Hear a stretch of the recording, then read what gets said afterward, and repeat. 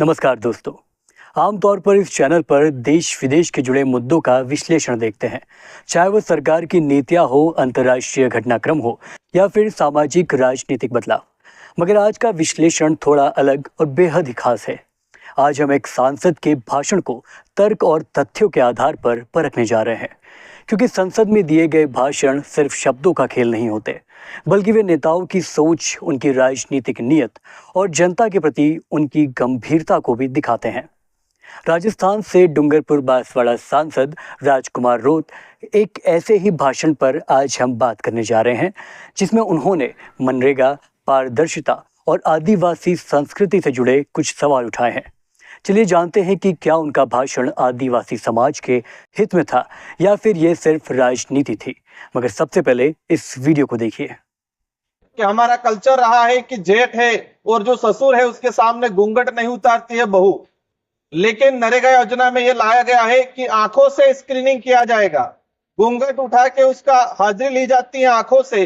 ये हमारी संस्कृति को खत्म करने का नियम लागू किया गया है कि मेट कारीगरों का से 4 माह हो गए भुगतान नहीं किया गया है, तो मेरा अनुरोध है कि मेट कारीगरों का समय पे भुगतान किया जाए। दरअसल सांसद राजकुमार रोत संसद में दिए अपने इस भाषण में सरकार के सामने मनरेगा और आदिवासी मजदूरों की दुर्दशा को जिक्र करते नजर आए, लेकिन उनके इस भाषण में इस समस्या से जुड़ा कोई ठोस समाधान मौजूद नहीं था।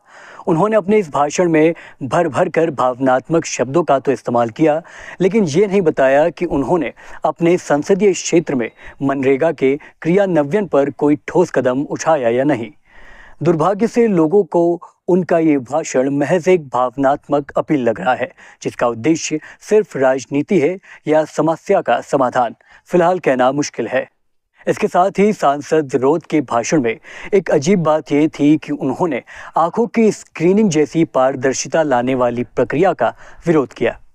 उन्होंने इसे आदिवासी संस्कृति पर हमला बताया, जबकि ये प्रक्रिया भ्रष्टाचार रोकने और फर्जी मजदूरों की पहचान के लिए बहुत ज़रूरी है, क्योंकि इससे मनरेगा में चल रही गड़बड़ियां और अनियमितताएं काफ़ी हद तक खत्म हो जाएगी।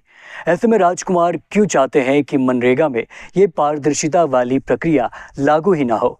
क्या उन्हें मनरेगा में चल रही गड़बड़ियां और अनियमितताएं जारी रखने का मन है? ये बात तो उन्हें भी मालूम होगी कि बायोमेट्रिक सत्यापन जैसी प्रक्रिया आदिवासी मजदूरों के हित में ही होगी। जाने अनजाने राजकुमार पारदर्शिता की प्रक्रियाओं का विरोध करके उन ताकतों का समर्थन कर रहे हैं जो मनरेगा के पैसों का दुरुपयोग करती है और असली मजदूरों को उनका हक मिलने ही नहीं देती। अगर दोबारा उनके भाषण पर लौटे तो आप पाएंगे कि सांसद रोत ने अपने भाषण में महज सरकार से अनुरोध करते नजर आ रहे हैं, बल्कि उन्हें तो आदिवासी हित के लिए सरकार को कटघरे में खड़ा कर देना चाहिए था। एक ऐसा सांसद जो हर चुनाव में केंद्र की मोदी सरकार की आलोचना करने से बाज नहीं आता, उसका ये रवैया काफ़ी ज़्यादा अजीब था। मगर वो सच में आदिवासी के हक की लड़ाई लड़ रहे हैं तो सरकार से सीधे और कड़े सवाल क्यों नहीं पूछ रहे? क्यों उन्होंने मंत्री से जवाब मांगने की बजाय सिर्फ निवेदन किया?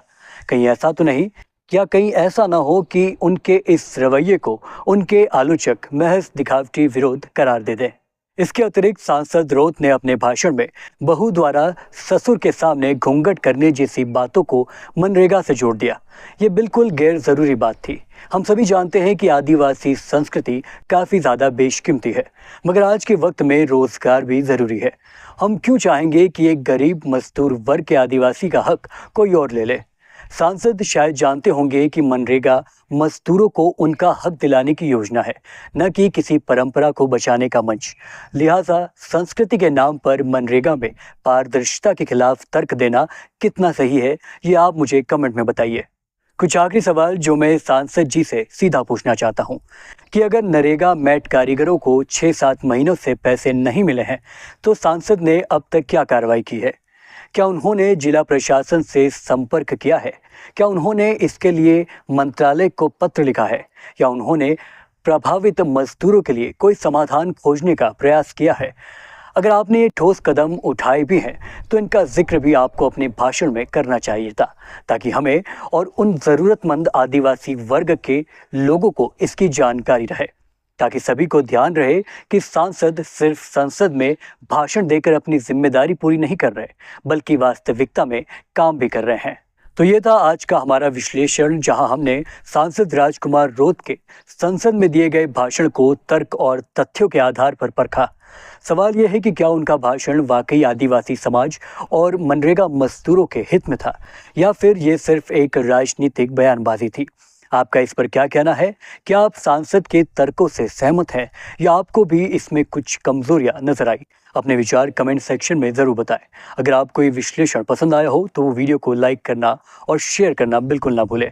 ऐसे ही तथ्य आधारित कंटेंट के लिए चैनल को सब्सक्राइब भी कर लें। मिलते हैं अगले वीडियो में, तब तक के लिए नमस्कार।